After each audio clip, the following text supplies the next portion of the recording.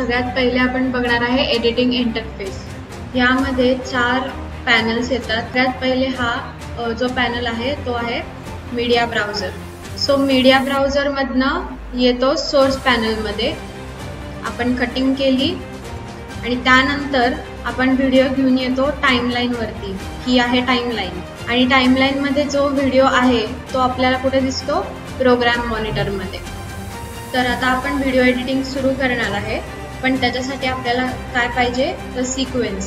Sequence म्हणजे काय? तुमच्या व्हिडिओची साईज, हाईट आणि विड्थ। ओके, सो ही आहे टाइमलाइन आणि तिथे मी व्हिडिओज टाकलेले आहेत। पण आपल्याला जेव्हा कोणता व्हिडिओ सिलेक्ट करायचा आहे तेव्हा आपण सिंपली लॉक करू शकतो। त्या लेअरला आय बटन आहे, तिथे त्या आय बटन वरती आपण क्लिक केला तर तो व्हिडिओ आपल्याला दिसणार नाही। आता आपण बघणार आहे टूल पॅनल, जे सगळ्यात छोटं पॅनल आहे पण खूप इम्पॉर्टंट पॅनल आहे। खूप तर तुम्हाला इथे दिसत असेल की खूप छोटासा एक ॲरो आहे बऱ्याच टूल्सला। तर त्या ॲरोवरती जेव्हा तुम्ही क्लिक करता तेव्हा अजून पण टूल्स आहेत। तुम्ही बघत असाल तर हा खूप डल व्हिडिओ आहे, तर आपल्याला याला कलर करेक्शन करायची गरज आहे। तर आपण जातो वर्कस्पेसमध्ये आणि इथे आहे कलर।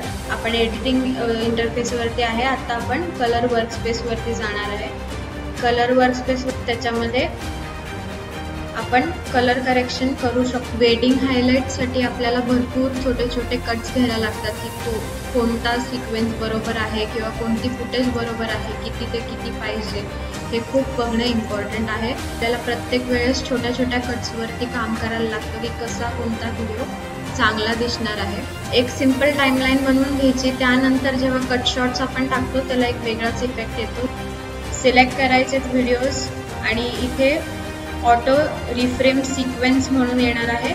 असा तुमच्या समोर एक पॅनल ओपन होईल आणि फक्त तुम्ही क्रिएट म्हणून म्हणायचे त्याला, तर तुमचं बरोबर सब्जेक्ट तुमचा मधोमध येते। कितीही कॅमेरा मुवमेंट असली